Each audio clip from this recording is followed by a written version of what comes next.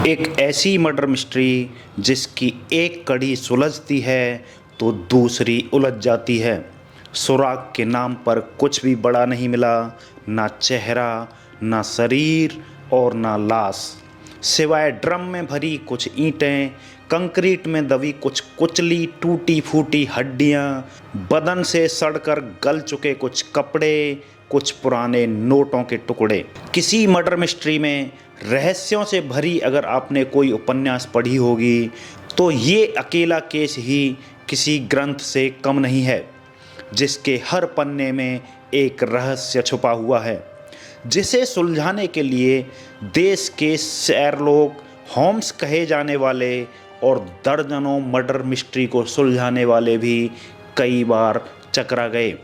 आखिरकार टूटी हड्डियों से मिले एक अदने से स्क्रू ने पूरी मर्डर मिस्ट्री की परतें खोलकर सामने ला दी। असल में ये इंडिया की सबसे उलझी हुई मर्डर मिस्ट्री मानी जाती है। इसे इंडिया की सबसे पेचीदा मर्डर मिस्ट्री क्यों कहा जाता है, चलिए वीडियो में बताते हैं। उससे पहले दोस्तों, आपने यदि हमारे चैनल को सब्सक्राइब नहीं किया है तो आपसे रिक्वेस्ट है आप हमारे चैनल को सब्सक्राइब कर दीजिए, इससे हमें थोड़ा सा मोटिवेशन मिलेगा। तो चलिए अपना वीडियो शुरू करते हैं। केरल के कोच्चि शहर की एक खूबसूरत झील, लेकिन एक दिन यहाँ से बेहद ही बदबू आ रही थी। वो तारीख थी 7 जनवरी 2018। झील के पास नीले रंग का एक प्लास्टिक ड्रम था, उसी से ये गंदी बदबू आ रही थी। लेकिन उस ड्रम को देखा गया तो वो पूरी तरह से सीमेंटेड था, पर वहाँ से इतनी बदबू आ रही थी, वहाँ के मछुआरों ने इसकी सूचना पुलिस को दे दी। पुलिस ने उस ड्रम को तोड़वाया तो उसमें से कोई लाश नहीं मिली, पर बदबू वहाँ से लगातार आ रही थी। यानी ये तो समझ आ रहा था कि इसमें कोई इंसान था, पर कौन कुछ पता नहीं चल पा रहा था। फिर तोड़फोड़ की गई, लेकिन ऐसा कुछ भी नहीं मिला जिससे उसमें ये पहचाना जा सके कि इसमें कोई लड़का था अंदर या लड़की थी, आदमी था या औरत थी, क्योंकि ना सिर था उसके अंदर ना पैर थे। अगर कुछ मिला तो सिर्फ हड्डियों के कुछ ढांचे भी इतने टूटे फूटे थे कि ये जानना मुश्किल था कि ये किसके हैं। फिर कुछ टूटे फूटे जबड़े मिले, कुछ कपड़ों के टुकड़े मिले, तो कुछ पुराने नोट उसमें मिले। पुलिस ने सब कुछ कब्जे में ले लिया, लेकिन ये समझ में नहीं आ रहा था कि एक ड्रम में जितनी सिमटी हुई कुछ इंसानी हड्डियां मिलीं, असल में पूरा मामला सागर की गहराई से भी ज़्यादा उलझा हुआ था। अब ये खबर अगले दिन यानी 8 जनवरी 2018 को स्थानीय अखबारों में छपी। ये खबर आई कि पननगद झील के पास एक ड्रम में लाश मिली है, लेकिन लाश किसकी है पता नहीं, मरने वाला आदमी है या औरत पता नहीं। फिर जांच शुरू होती है। केस में सिर्फ कंकाल ही थे, सबूत के नाम पर और कुछ भी नहीं था। इसलिए साउथ इंडिया के शेरलॉक होम्स कहे जाने वाले इन्वेस्टिगेशन ऑफिसर सेवी टॉम को इस केस की जिम्मेदारी दी गई। ये बड़ी से बड़ी उलझी हुई मर्डर मिस्ट्री को सुलझाने में माहिर माने जाते थे। अब ड्रम से इंसानी सबूत के नाम पर जो कुछ भी उसमें मिला था, उसका 3 दिनों तक पोस्टमार्टम किया गया। पोस्टमार्टम की जिम्मेदारी भी जाने माने एक्सपर्ट डॉक्टर N.K. उन्मेष को दी गई। अब ये चेक किया गया कि आखिर ड्रम से क्या क्या मिला है। जांच में पता चला कि कुछ इंसानी बाल के टुकड़े, कुछ कपड़ों के टुकड़े, 4 इंडियन करेंसी, एक क्रू, एक वॉशर, टूटा हुआ जबड़ा। अब बाल के छोटे टुकड़ों को देखकर एक्सपर्ट ने अंदाज़ा लगाया कि ये कम उम्र के ही किसी लड़के का या लड़की की लाश हो सकती है। उसकी उम्र 15 से 25 साल के बीच हो सकती है, क्योंकि देखने में हड्डियां भी छोटी लग रही थीं। पोस्टमार्टम वाली टीम के किसी एक्सपर्ट ने कहा कि ये लड़की की लाश हो सकती है, क्योंकि बाल की लंबाई करीब 50 सेंटीमीटर थी। ये लंबाई औसत लड़कों के बाल से ज़्यादा है, लेकिन फिर ये तय हुआ कि कई लड़के भी लंबे बाल रखते हैं। ऐसे में कुल मिलाकर ये तय नहीं हो सका कि आखिर ये लड़का था या लड़की थी। अभी साइंटिफिक रिपोर्ट आने में कई दिन लग रहे थे। इसी बीच ड्रम से मिले इंडियन करेंसी को शेरलॉक होम्स कहे जाने वाले जांच अधिकारी सीबी टॉम ने जांच की। उसमें 500 रुपये के 3 नोट और 100 रुपये का नोट था, लेकिन ये नोट साल 2018 में बंद हो चुके थे, क्योंकि ये नोट 8 नवंबर 2016 को ही नोटबंदी में बंद हो चुके थे। शायद आपको याद होगा, आप भी लाइन में उस टाइम लगे होंगे। लिहाजा जांच अधिकारी ने ये मान लिया कि जिस किसी की भी ये लाश है, उसकी हत्या कम से कम 2 साल पहले हुई होगी। ये मर्डर भी कम से कम 8 नवंबर 2016 से पहले का ही होगा। अब सवाल ये उठता है कि 2 साल पुराने गुमशुदा लोगों की जांच की जाए, लेकिन उससे भी बड़ा सवाल ये था कि कैसे पता करेंगे कि गुमशुदा हुआ कोई लड़के की जांच करें या फिर लड़की की।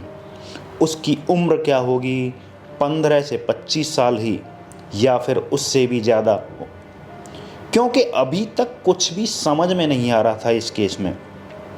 इस मर्डर मिस्ट्री ने इतना उलझा दिया कि शेरलॉक होम्स को भी कुछ समय के लिए शांत रहना पड़ा। आखिर उन्हें समझ नहीं आ रहा था कि वो करें तो क्या करें। अब कुछ दिन बीते, पोस्टमार्टम की जांच चल रही थी। तीसरा दिन था, यानी 11 जनवरी 2018। उस दिन डॉक्टर एन के उन्मेष को हड्डी के टुकड़ों में एक स्क्रू और एक वॉशर मिला। करीब 6.6 सेंटीमीटर लंबा और 2.5 सेंटीमीटर चौड़ा ये स्क्रू था। बारीकी से जांच करने पर यह समझ आया कि उस हड्डी के ढांचे में ये बाईं एड़ी वाला हिस्सा है, उसी में ये स्क्रू फिट किया गया था, लेकिन उस पर कुछ ऐसा नहीं पढ़ने में आ रहा था जिससे कोई सुराग मिल सके। लेकिन ये जानकारी अहम साबित होगी या नहीं, ये सोचते हुए डॉक्टर उन्मेष ने सीबी टॉम को फ़ोन कर दिया। ये बताया कि मुझे लगता है कि एक सुराग तो मिला है, लेकिन उससे कितनी मदद मिल पाएगी वो समझ में नहीं आ रहा। बाईं एड़ी वाला हड्डी में एक स्क्रू मिला है जिसे कभी फ्रैक्चर होने पर अस्पताल में फिट किया होगा, लेकिन उस पर लिखा हुआ इतना धुंधला हो चुका है कि पढ़ना मुश्किल है। उस अदने से स्क्रू को अपने कब्जे में लिया और सबसे हाई क्वालिटी वाले कैमरे की मदद से उसकी फ़ोटो करानी शुरू की। कई घंटों की मेहनत के बाद एक छोटा लेकिन अहम सुराग हाथ लगा। असल में उस स्क्रू के टॉप पर इंग्लिश में कुछ लिखा हुआ था। वो शब्द था पिटकर। अब इसके बारे में गूगल पर सर्च किया गया तो पता चला कि ये कंपनी पुणे की है, जो पूरे देश में ऐसे स्क्रू की सप्लाई करती है जिसे सर्जरी में इस्तेमाल किया जाता है। अब ये पता करना था कि आखिर इस स्क्रू का इस्तेमाल कोच्चि या एर्नाकुलम ज़िले के किस हॉस्पिटल में हुआ, किस मरीज के लिए ये इस्तेमाल किया गया होगा। ये बड़ी चुनौती थी। अब ये भी पता नहीं था कि आखिर ये किस साल में लगवाया गया होगा। मतलब कुल मिलाकर सुराग तो मिला, लेकिन उसमें ऐसा कुछ भी नहीं था कि जिससे उस मरने वाले की पहचान मिल जाए। अभी कातिल और कत्ल की वजह का पता लगाना तो बहुत दूर की बात, अब ये मानकर लाश के साथ मिले पुराने नोट कम से कम नवंबर 2016 से पहले के ही होंगे। इसलिए उस पिटकर कंपनी के अधिकारियों से संपर्क किया गया और उस स्क्रू की डिटेल मांगी गई कि साल 2016 में ऐसे स्क्रू कितने और किसे बेचे गए। आगे की पड़ताल में पिटकर कंपनी से बैच का पता चला और जानकारी मिली कि 2016 में कुल 161 स्क्रू सप्लाई किए गए। इन 161 में से 155 तो महाराष्ट्र और गुजरात में सप्लाई किए गए, बाकी 6 केरल में सप्लाई हुए थे। अब पूरे केरल में कहां-कहां किन मरीजों को ये स्क्रू लगाए गए थे, इसकी डिटेल निकाली गई। शेरलॉक होम्स की अगुवाई में 5 से ज़्यादा पुलिस टीमें इसकी जांच में जुट गईं। तब जाकर केरल के सभी 6 मरीजों की जानकारी मिल पाई। इन मरीजों में 5 मरीज पुलिस को मिल गए, लेकिन 6वें मरीज की जानकारी नहीं मिली। उस मरीज का नाम था शकुंतला।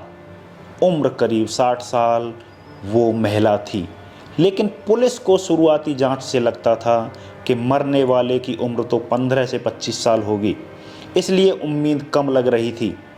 लेकिन इसके अलावा कोई ऑप्शन भी नहीं था, लिहाजा पुलिस की जांच इसी दिशा में आगे बढ़ती है। अब जिस अस्पताल में मरीज शकुंतला की बाईं एड़ी लेफ्ट एंकल में स्क्रू फिट किया गया था, वहां जाकर जांच की गई। उस मरीज को किसने भर्ती कराया था, उसका नाम निकाला गया। तब वहां से पता चला कि उनका नाम अश्वती था। रिश्ते में ये शकुंतला की बेटी लगती थी। अब पुलिस उस अश्वती के पास पहुंची। पूछा गया कि शकुंतला कौन है और अब वह कहाँ रहती हैं। जवाब मिला कि कई साल से वो उनके संपर्क में नहीं है। पुलिस ने सवाल फिर पूछा कि आखिर कब से, मतलब कितने साल से। अश्वती ने बताया कि आखिरी बार उसकी मुलाकात 19 सितंबर 2016 को हुई थी। उसके कुछ दिन बाद वो शकुंतला यानी अपने माँ से मिलने गई तो वो दिल्ली जा चुकी थी, लेकिन उसके बाद कभी कोई संपर्क नहीं हुआ। अब लगता है कि वो कहीं गायब हैं। इस बारे में पुलिस ने सवाल पूछा कि आखिर उनकी गुमशुदा होने की रिपोर्ट क्यों नहीं दर्ज कराई गई। तब उसने बताया कि मेरे और माँ के बीच में रिश्ते अच्छे नहीं थे, इसलिए मुझे लगा कि वो सच में कहीं चली गई हैं, लिहाजा पुलिस में कोई शिकायत नहीं की गई। अब पुलिस को काफ़ी हद तक लग रहा था कि उस नीले ड्रम में जिसकी लाश थी वो शकुंतला की हो सकती है, लेकिन अभी भी पुख्ता सबूत नहीं मिला था। अब पुलिस ने लेफ़्ट एंकल में लगी स्क्रू के बारे में जानकारी मांगी तो पता चला कि 1 सितंबर 2016 को किसी ट्रक वाले ने उसकी मां शकुंतला की स्कूटी में टक्कर मार दी थी, जिससे वो काफ़ी चोटिल हो गई थी। उनका बायां पैर फ्रैक्चर हो गया था। उसी के इलाज के दौरान अस्पताल में बाईं एड़ी में स्क्रू फिट किया गया था। ये सब कुछ कोच्चि के वीकेएम अस्पताल में हुआ था। चूँकि उसी अस्पताल से शकुंतला और उसकी बेटी अश्वती की डिटेल्स मिली थीं, इसलिए काफ़ी हद तक ये समझ आ गया मरने वाली शकुंतला ही है। लेकिन फिर भी सबूत के तौर पर बेटी अश्वती का डीएनए सैंपल लेकर जांच कराई गई। लेकिन अब सवाल ये था कि अगर ये शकुंतला है तो उनका मर्डर क्यों किया गया, किसने मर्डर किया और उसके पीछे की वजह क्या होगी। सवाल ये भी था कि बेटी और माँ में ऐसा क्या रिश्ता था कि उसे 2 साल में कभी कोई चिंता ही नहीं हुई। लिहाजा पुलिस ने अश्वती की पूरी डिटेल निकालनी शुरू की। इसके साथ ही शकुंतला का बैकग्राउंड भी खंगाला गया। इसमें भी पूरी कहानी उलझी हुई मिली, लेकिन जब उसे सुलझाया गया तब मर्डर, कातिल और कत्ल सब की वजह सामने आ गई। पहले पुलिस ने अश्वती की डिटेल निकाली तो पता चला कि वो सुधी नाम के एक लड़के से प्रेम करती थी, लेकिन शकुंतला इस रिश्ते के खिलाफ थी। वो नहीं चाहती थी कि बेटी अश्वती उस लड़के से शादी करे। इस वजह से कई साल पहले अश्वती अपने प्रेमी सुधी के साथ घर छोड़कर चली गई थी। कई सालों तक वो संपर्क में नहीं रही। उस शादी से अश्वती के 2 बच्चे भी हुए। इधर शकुंतला ने लॉटरी खरीदने बेचने का धंधा शुरू कर दिया। वो स्कूटी से आती जाती थी। साल 2015 की ही बात है जब अश्वती और सुधी के बीच रिश्ते खराब हो गए और दोनों में तलाक हो गया। इसके बाद अश्वती साल 2016 के शुरुआती महीने में ही अपने दोनों बच्चों को लेकर माँ शकुंतला के पास आ गई। कोच्चि के उसी इलाके में माँ और बेटी साथ रहने लगीं। उसी समय अश्वती की मुलाकात टीएम सजित से हुई। Sajit society for prevention of cruelty to animals में कार्यरत था। दोनों एक दूसरे से प्यार करने लगे। सजित कई बार अश्वती के साथ ही उसकी माँ वाले मकान में ही रहता था। इस तरह अश्वती को उसके दोनों बेसहारा बच्चों के लिए भी सहारा मिल गया। लेकिन अश्वती की माँ शकुंतला को ये कुछ अच्छा नहीं लग रहा था। अब पुलिस ने अश्वती से पूछा कि सजित कहाँ है। तब इस पूरी जांच में एक और बड़ा चौंकाने वाला खुलासा हुआ। अश्वती ने बताया कि इसी साल 2018 में 9 जनवरी को ही सजित की अचानक मौत हो गई। उसे कार्डियक अरेस्ट हुआ था। ये वही तारीख थी जिस दिन स्थानीय अखबारों में झील किनारे नीले ड्रम में लाश मिलने की खबरें छपी थीं। अब जांच अधिकारियों को ये अजीब इत्तेफाक वाकई चौंकाने वाला लगा। पुलिस को यकीन नहीं हुआ कि आखिर ये कैसे हो सकता है कि उसी दिन सजित की मौत हो गई। इसका पता लगाने के लिए पुलिस ने उस हॉस्पिटल से लेकर पोस्टमार्टम करने वाले डॉक्टरों से पड़ताल की। तब पता चला कि वाकई अटैक आने से मौत हुई थी। लेकिन ये इत्तेफाक बेहद अजीब था। लिहाजा पुलिस ने अब सजित का बैकग्राउंड तलाशना शुरू किया। अब सजित की जानकारी जुटाई गई तो पता चला कि सागिर नाम की लड़की से उसने पहले ही शादी की थी। उसका एक बच्चा भी था। अश्वती से उसका एक्स्ट्रा मैरिटल अफेयर चल रहा था। पुलिस ने सजित के दोस्तों से पूछताछ की तो पता चला कि उससे शकुंतला काफ़ी नाराज़ रहती थी। इसके बाद पुलिस ने सजित की पत्नी से पूछताछ की। उसमें पता चला कि हाँ, ये बात सच है कि उसका मैरिटल अफेयर था। फिर पुलिस ने अश्वती से जानकारी जुटाई कि आखिरी बार जब शकुंतला गायब हुई थी तब क्या हुआ था। फिर अश्वती ने बताया कि माँ के पैर का ऑपरेशन कराने के लिए 1 सितंबर 2016 को अस्पताल में वो भर्ती हुई थीं। स्क्रू लगाए जाने के बाद प्लास्टर लगाकर अस्पताल से 15 सितंबर को छुट्टी हुई थी। उसी दिन हम उनको घर लेकर आ गए थे। लेकिन उसके 4 दिन बाद ही 19 सितंबर 2016 को शकुंतला को चिकन पॉक्स हो गया। दूसरे भी कई इन्फेक्शन हो गए थे। इसलिए बच्चों और मुझे ना कोई इन्फेक्शन हो जाए, इसलिए अश्वती अपने दोनों बच्चों को लेकर माँ शकुंतला से अलग होकर दूसरे लॉज में कुछ दिनों के लिए चली गई। इसके बाद 26 सितंबर 2016 को जब वो माँ के पास पहुंची तो सजित मिला। उसने बताया कि तुम्हारी माँ मिशनरी की नर्सों के साथ दिल्ली चली गई है, इसलिए मुझे लगा कि उनसे मेरी नाराज़गी रहती थी। वो खुद ही चली गई तो कोई बात नहीं, फिर मैंने कभी संपर्क नहीं किया। पुलिस ने सजित के करीबी दोस्त सुरेश को हिरासत में लेकर पूछताछ की। तब जाकर मर्डर मिस्ट्री से पर्दा उठ पाया। सुरेश ने पुलिस को बताया कि असल में जिसकी लाश मिली है वो शकुंतला ही है। उसकी हत्या सजित ने ही की थी। हत्या करने के पीछे वजह उसने बताई तो पता चला कि शकुंतला को पता चल गया था कि सजित पहले से ही शादीशुदा है और मेरी बेटी को वो धोखा दे रहा है। इस बारे में वो बार बार धमकी देती थी कि इस बारे में मैं अपनी बेटी को पूरी बात बता दूंगी। 19 सितंबर 2016 को जब अश्वती घर से बाहर दूसरे लॉज में चली गई, उसी के बाद सजित ने अपने दोस्तों के साथ मिलकर हत्या की साजिश रची। बाकायदा इसके लिए उसने एक दोस्त के जरिए प्लास्टिक वाला ड्रम खरीदा। 19 से 25 सितंबर 2016 के बीच में ही शकुंतला की हत्या की और फिर उनकी लाश को ड्रम में डालकर उसमें पहले गोबर और दूसरी चीज़ें भरी।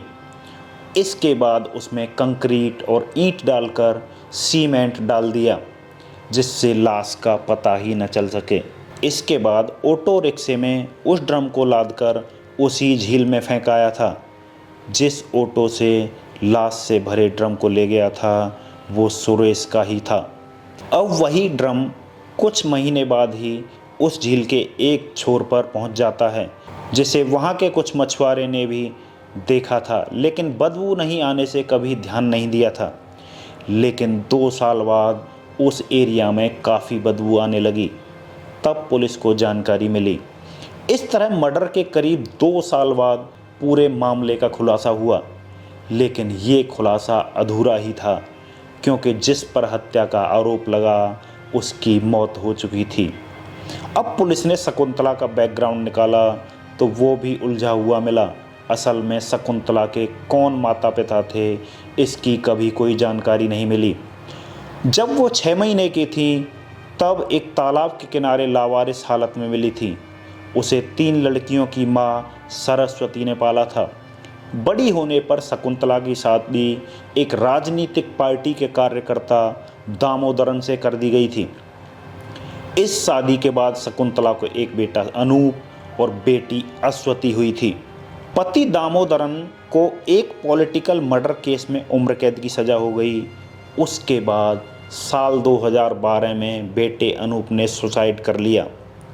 तब से शकुंतला अपनी बेटी अश्वती के साथ ही रहने लगी थी, लेकिन बाद में अश्वती भी प्रेमी सुधी के साथ घर से फरार हो गई। फिर 2016 में तलाक के बाद ही अश्वती अपनी मां शकुंतला के साथ रहने आई, लेकिन 26 सितंबर 2016 को शकुंतला भी अचानक से गायब हो गई और ख़राब रिश्तों की वजह से अश्वती ने कभी पुलिस में शिकायत नहीं की। यहाँ हैरानी वाली बात यह है कि आखिर अश्वती ने दूसरे प्रेमी सजित से कभी मां को लेकर ज़्यादा सवाल क्यों नहीं पूछे। इस पर वो कहती हैं कि मुझे लगता था कि सजित मेरे पहले पति के दोनों बच्चों की देख रेख कर रहा है और मुझे भी पसंद करता है, और माँ तो नाराज़ रहती ही थी, इसलिए सजित से कभी ज़्यादा सवाल जवाब नहीं पूछे। लेकिन उसका यही सवाल नहीं पूछना 2 सालों तक जिस माँ को जिंदा समझती रही, असल में वो मुर्दा थी। ऐसी मुर्दा जिसकी चिता को भी आग लगाना संभव नहीं था। न कभी समझ सकी कि जिसके साथ वो 2 सालों से रह रही है, असल में वही उसकी माँ का कातिल था। लेकिन जब माँ के कातिल का पता चला तो उससे पहले ही सजित मर चुका था। अब पुलिस का मानना है कि किसी केमिकल के ज़्यादा सेवन से सजित को सर्वाइकल अटैक आया और उसकी मौत हो गई। तो दोस्तों, ये थी शकुंतला की मर्डर स्टोरी। आपको ये स्टोरी कैसी लगी और आपको हमारी मेहनत कैसी लगी, कमेंट करके बताएं और हमारे वीडियो को लाइक ज़रूर करें। मिलते हैं ऐसी ही एक और क्राइम स्टोरी के साथ। नमस्कार, बाय बाय।